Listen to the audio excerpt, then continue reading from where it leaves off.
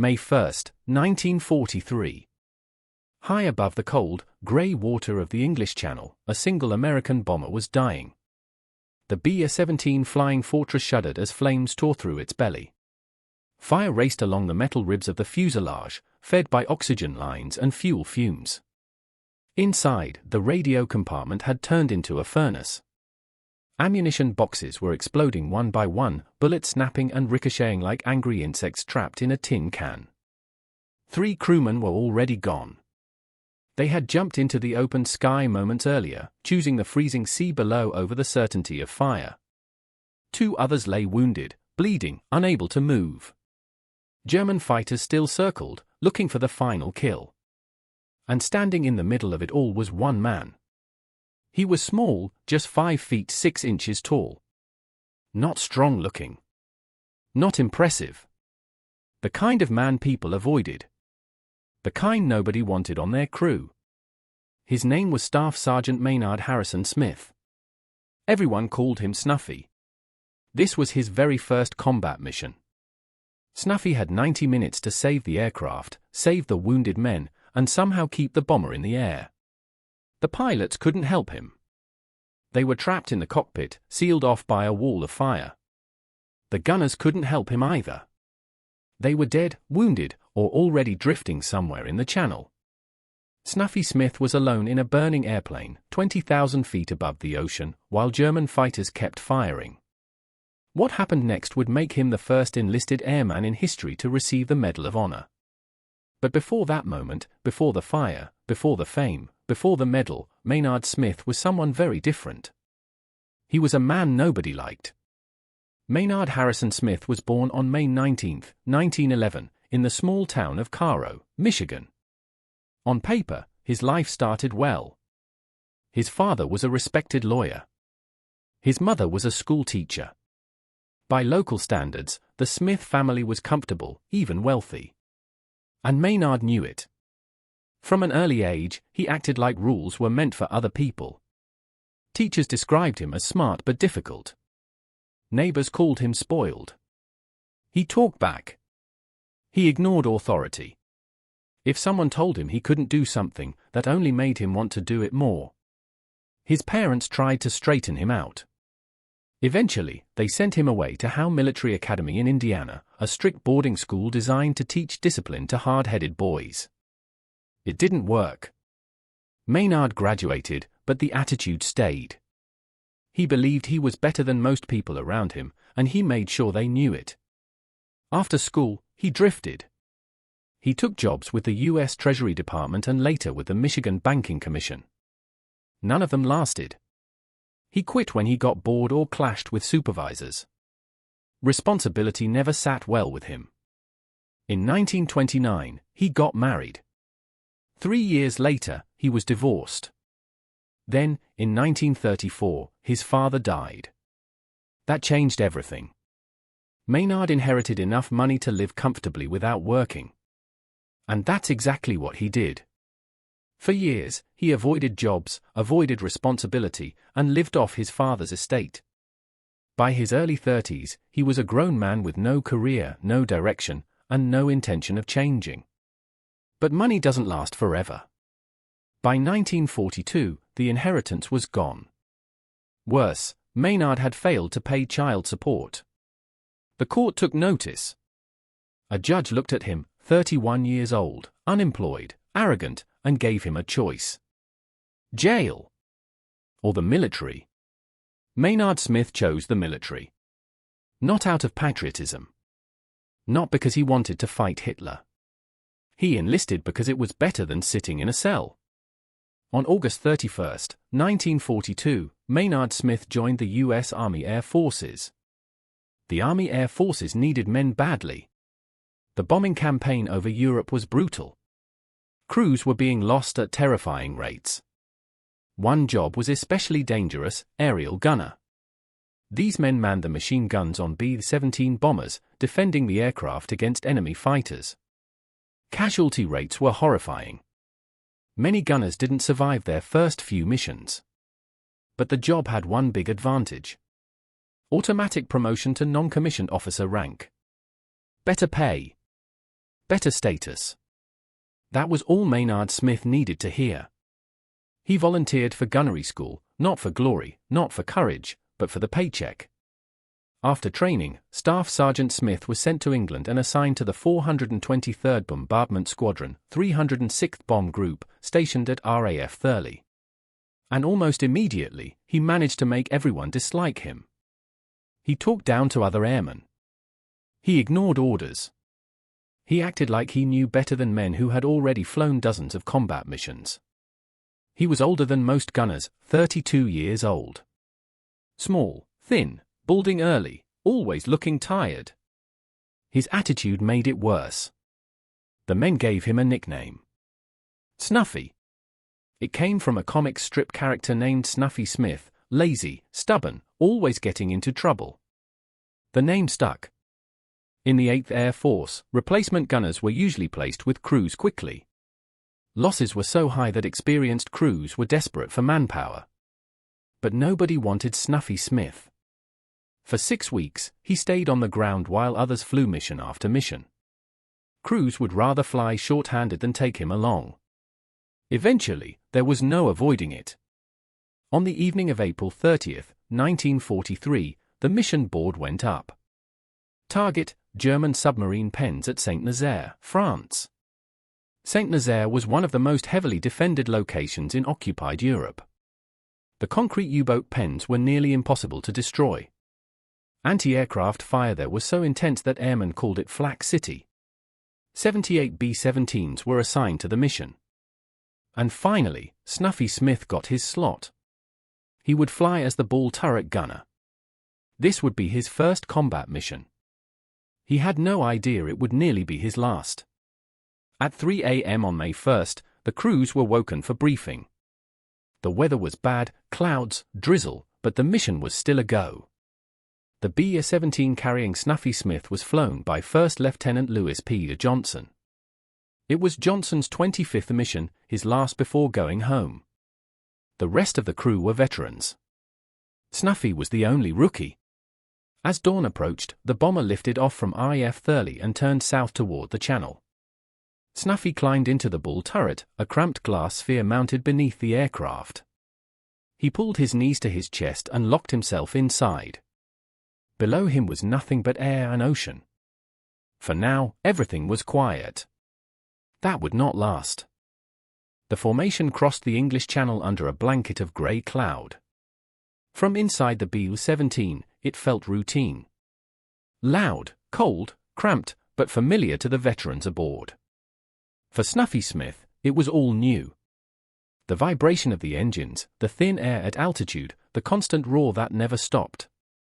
He sat curled inside the ball turret, staring through curved glass at the ocean far below. He didn't know it yet, but a single mistake was already sealing their fate. The attack on Saint-Nazaire went almost too smoothly. Flak was lighter than expected. German fighters were slow to respond. The bomb run was clean. One by one, the B-17s opened their bomb bay doors and released their loads onto the massive concrete submarine pens below. Then the formation turned for home. The crews relaxed, just a little. The most dangerous part of the mission, they believed, was behind them. That belief would nearly kill them all. Heavy cloud cover hid the coastline as the bombers flew north. Somewhere ahead, England waited. Or so they thought. In the lead aircraft, the navigator studied his charts and peered through breaks in the clouds. He saw land. Cliffs. Fields. A coastline that looked familiar. He made the call. "We're over England." He was wrong. The formation wasn't over England. They were still over France. And not just anywhere in France. They were over Brest. Brest was a nightmare for bomb crews. It was one of the most heavily defended ports in all of occupied Europe. German anti-aircraft batteries ringed the city. Radar stations tracked incoming aircraft. Fighter bases sat only minutes away. American crews avoided Brest whenever possible. But that morning, 78 B-17s flew straight into its teeth. Believing they were safe, the formation descended. Down to 2,000 feet. That's when the sky exploded. Black flak bursts erupted around the bombers. Heavy guns pounded the air. The sound was like metal tearing itself apart. Inside Lieutenant Johnson's B-17, the aircraft shuddered violently. Then came the hits. A 20mm shell punched through the fuselage. Another tore into the fuel system. A third ripped through the radio compartment. Fire followed instantly. Flames shot through the midsection of the aircraft, fed by leaking fuel and oxygen lines. Thick smoke filled the fuselage. The heat became unbearable within seconds. In the ball turret, Snuffy felt the power drop. The turret stopped rotating. His guns went dead. He was trapped. Below him, the ocean rushed past. Above him, the aircraft was burning. Snuffy cranked the emergency handle with everything he had. The hatch opened. He pulled himself up into the fuselage, coughing as smoke burned his lungs. What he saw stopped him cold. Fire everywhere. The radio compartment was fully engulfed. Flames crawled along the walls and ceiling. Ammunition boxes began to cook off, rounds exploding without warning, sending fragments flying through the aircraft. The oxygen system was gone. Control cables were severed. The bomber was dying.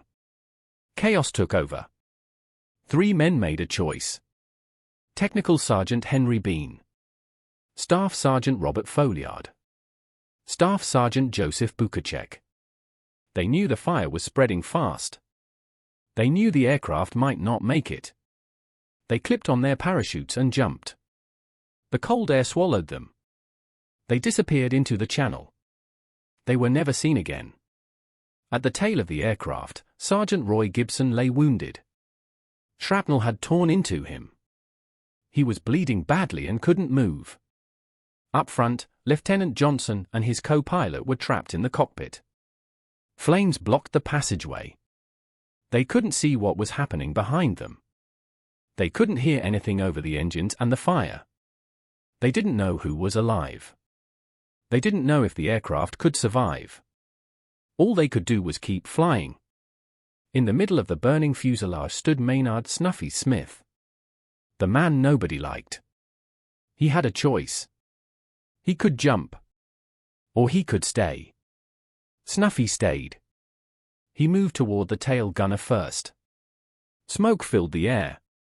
His eyes burned. His hand shook, not from fear, but from urgency. He reached Gibson and dropped to his knees. Blood was everywhere. Snuffy tore open first aid kits and worked fast. Bandages. Pressure. Anything to slow the bleeding. He spoke to Gibson, kept him awake, kept him breathing. Then he turned back to the fire. The flames were spreading toward the fuel tanks. If they reached them, the aircraft would explode. Snuffy grabbed a fire extinguisher and emptied it into the inferno. It barely made a dent.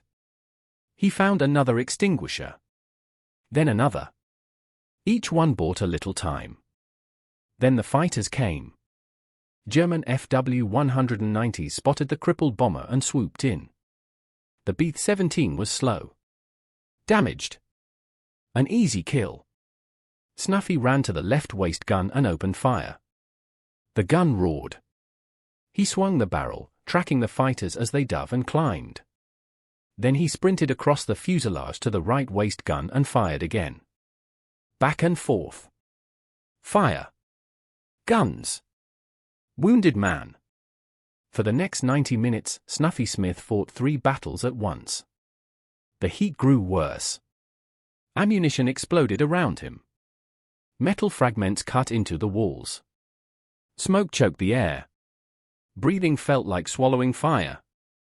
Snuffy began throwing anything he could out of the aircraft. Burning debris. Exploding ammo boxes. Loose equipment. Every pound he threw away made the bomber lighter. Every pound gave the pilots a better chance. When the extinguishers ran out, he used blankets. Clothing. Anything that could smother flames. When that failed, he used his bare hands. And when there was nothing left, he used whatever he had. He refused to let the fire win. Up front, Lieutenant Johnson felt the aircraft still flying. Barely. Controls were sluggish. Systems were failing. The bomber wanted to fall out of the sky. But it stayed airborne. Minute after minute. Somehow. Finally, the grey clouds broke. Ahead, England. Johnson spotted an airfield on the coast of Cornwall and lined up for an emergency landing. The runway rushed toward them. The wheels touched down. And the aircraft broke in half. The B-17 didn't just land. It collapsed. As soon as the wheels touched the runway, the weakened fuselage gave way. Fire-scorched metal twisted. Rivets snapped. The bomber split into two broken halves and skidded to a stop, smoke pouring into the air like a funeral signal. For a moment, there was silence. Then rescue crews came running. Fire trucks screamed down the runway. Medics followed close behind. Everyone expected the worst. Aircraft that landed like that usually left nothing alive inside. They climbed into the wreckage.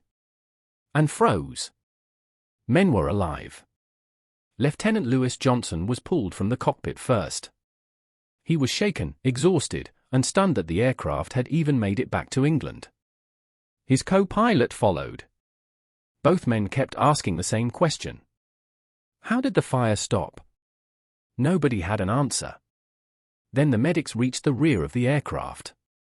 There, surrounded by burned metal and debris, stood Staff Sergeant Maynard Smith. Snuffy. His uniform was blackened. His hands were burned. His face was streaked with soot and sweat.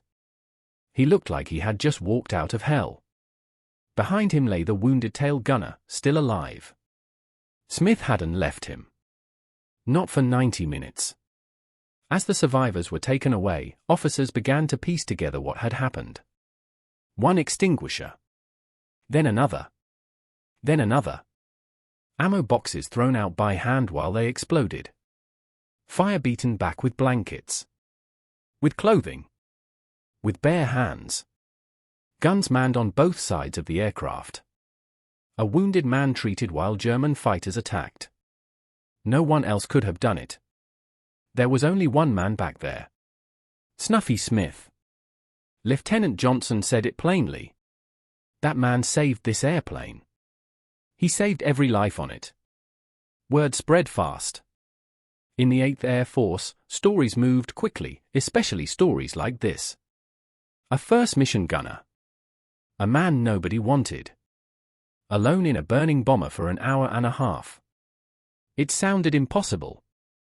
But the wreckage didn't lie. More than 3,500 bullet holes and shrapnel scars covered the aircraft. Entire sections were burned through. Control cables hung loose. The B-17 would never fly again. And yet it had flown long enough. Because of one man. Higher headquarters took notice. The Army Air Forces understood something important. America needed heroes. The war was grinding on. Casualty lists were long. Morale mattered. And here was a story that felt almost made for legend. An ordinary man. A difficult man. A man with no reputation for bravery. Who rose when everything else fell apart. The recommendation was written quickly. Medal of Honor. On July 15, 1943, the Secretary of War himself, Henry L. Stimson, flew to England. This wasn't normal. Medals were usually handed out quietly. Often after death. Rarely to enlisted men. But this was different. Staff Sergeant Maynard Harrison Smith would become the first enlisted airman to receive the Medal of Honor. And he would receive it alive. A ceremony was planned at RAF Thurley. Officers gathered. Press arrived. Cameras were set up. Everything was ready. Except for one thing. They couldn't find Snuffy Smith. At first, nobody was worried. They checked his barracks. Nothing. They checked the flight line. Nothing. The mess hall. Still nothing. Minutes passed. The Secretary of War was waiting. Officers began to panic. Then someone asked a simple question. Is he on KP duty? They checked the kitchen. There he was. Staff Sergeant Maynard Harrison Smith stood over a mountain of potatoes, peeling them one by one. He was late to a briefing earlier that week. Punishment. Kitchen patrol. He had forgotten about the medal ceremony entirely. They pulled him out of the kitchen, scrubbed him clean, shoved him into a uniform, and rushed him to the parade ground. Moments later, Henry Stimson placed the Medal of Honor around Snuffy Smith's neck. Cameras flashed. History was made. The press loved it. A difficult man. A kitchen punishment. A hero who didn't even know he was being honored.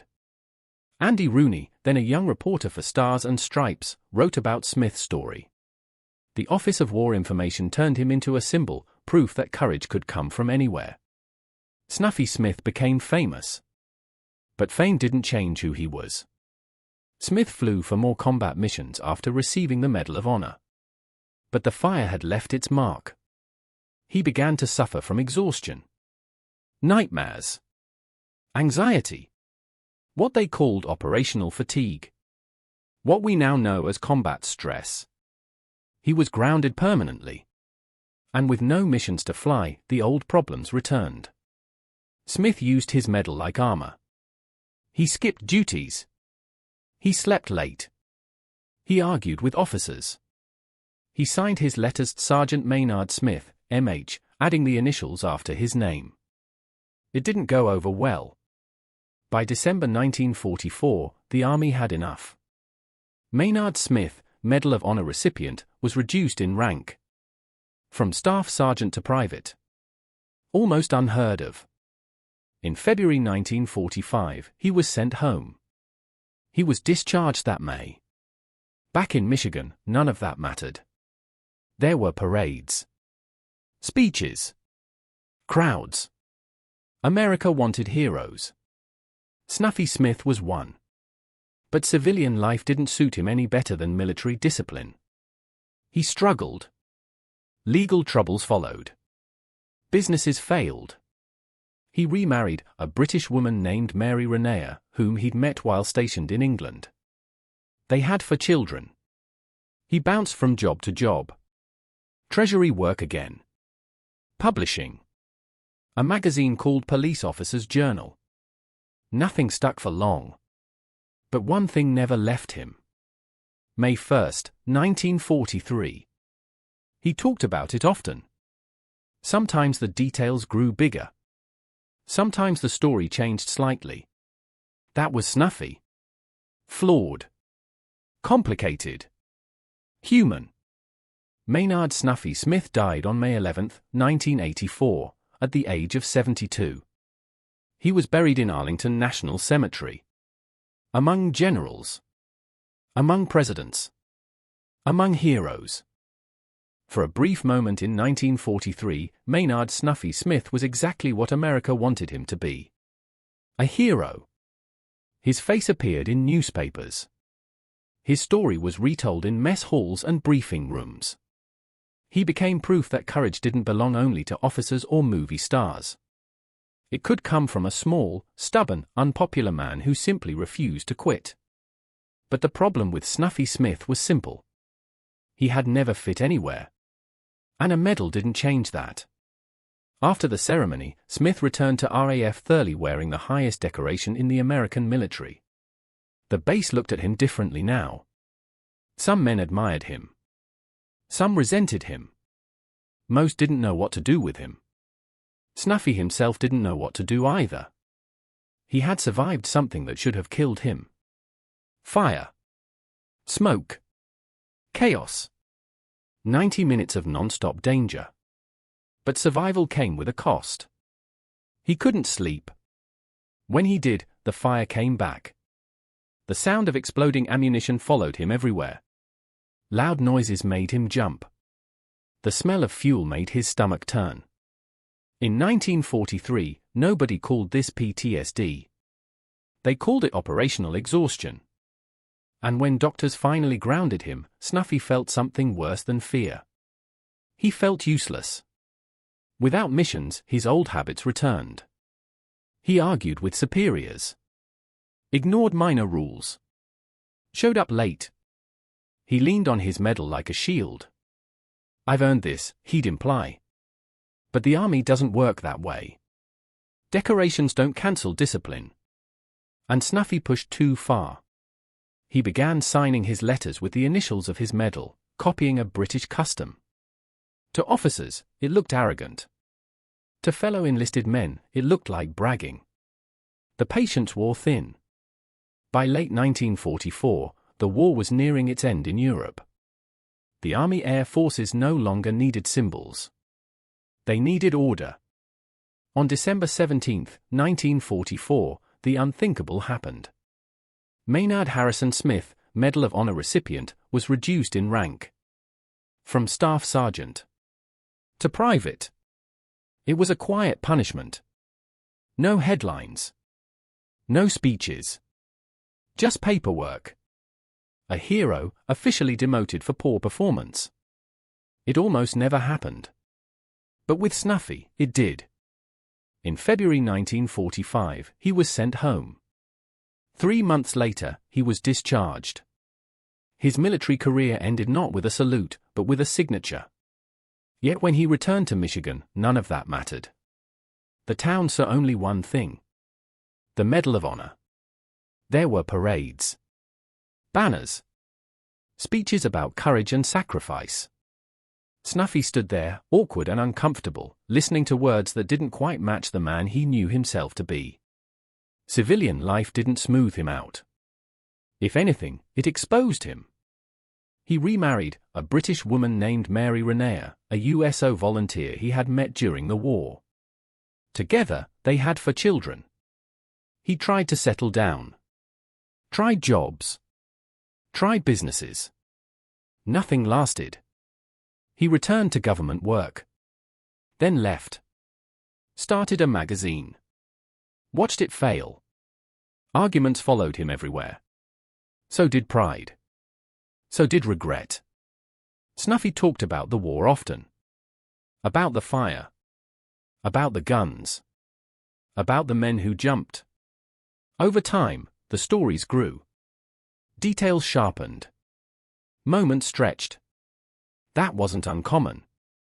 Memory bends under weight. Especially memory soaked in smoke and fear. But one thing never changed. He never denied what mattered. He stayed. He fought. He refused to abandon the men behind him. To some people, that was enough. To others, it wasn't. Snuffy Smith became a reminder that heroism and discipline aren't the same thing. That bravery doesn't automatically come with humility. That a man can do something extraordinary without becoming extraordinary himself. He was never polished. Never easy. Never the kind of hero you put on a poster without explaining the fine print. But when everything went wrong, when fire cut off the cockpit and bullets tore through metal, he didn't look for excuses. He acted. As the years passed, the war faded into history. New conflicts replaced old ones. Snuffy aged. The burns healed. The memories didn't. He carried May 1, 1943, with him for the rest of his life. Not as pride. As weight. By the early 1980s, his health declined. The world had changed, but Arlington hadn't. When Maynard Snuffy Smith died on May 11, 1984, he was buried there. Among men who wore stars. Among men who commanded armies. Among men history had already decided how to remember. Snuffy Smith was harder to place. And that was fitting. To understand Maynard Snuffy Smith, you have to strip away the medal. Strip away the headlines. Strip away the parades and the photographs. What remains is not a perfect man. What remains is a moment. 90 minutes long. On May 1, 1943, nothing about Snuffy Smith suggested greatness. He wasn't respected. He wasn't admired. He wasn't even wanted. He was a late replacement. A troublemaker. A man flying his first combat mission because eventually, someone had no choice. When the bomber caught fire, nobody looked to Snuffy Smith for leadership. Nobody expected him to save anything. But heroism rarely arrives announced. It shows up when there are no good options left. For 90 minutes, Snuffy Smith lived inside a collapsing world. Fire climbed metal walls. Ammunition exploded around him. German fighters circled like predators. Men bled. Others jumped. And still, he stayed. Not because he was noble. Not because he was disciplined.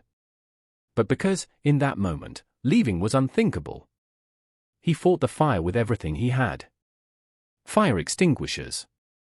Blankets. Clothing. Bare hands. When nothing else worked, he used whatever was left. He manned guns on both sides of the aircraft. He treated a wounded man while explosions shook the fuselage. He threw burning debris and exploding ammunition into open air, one box at a time, knowing each second brought another chance. He didn't know if England was ahead. He didn't know if the aircraft could land. He only knew one thing. If he stopped, they were dead. That is what separates heroism from reputation. Reputation is built slowly. Heroism happens instantly. It doesn't ask permission. It doesn't care about your past. It doesn't care if people like you. It only asks one question. What will you do right now? Snuffy Smith answered that question. Once. And that was enough. After the war, his life never settled. He struggled with authority. With money. With relationships. He never became a symbol that fit neatly into history books. And maybe that's the point. Because real courage rarely belongs to clean stories. It belongs to messy people. People who fail often. People who argue. People who carry flaws like baggage they never put down. When Smith died in 1984, he was buried at Arlington. Tourists walk past his grave every day. Most don't stop. Most don't know his name. They see rows of white stones and assume every story is the same. They're not. Some stories are quieter. Some are uncomfortable. Some don't end with redemption. But they matter anyway. Snuffy Smith was not a hero because he was good. He was a hero because, when everything failed, he didn't. Not the engines. Not the navigation. Not the command structure. Not the people who jumped. He didn't judge them. He didn't chase them. He just stayed. That is the truth behind the Medal of Honor. It is not a reward for a perfect life. It is recognition of a moment when someone stood between disaster and the people depending on them. For 90 minutes over the English Channel, that person was Maynard Snuffy Smith. The man nobody wanted to fly with. The man peeling potatoes while history waited. The man who proved that courage doesn't care who you are. Only what you do when the fire reaches you.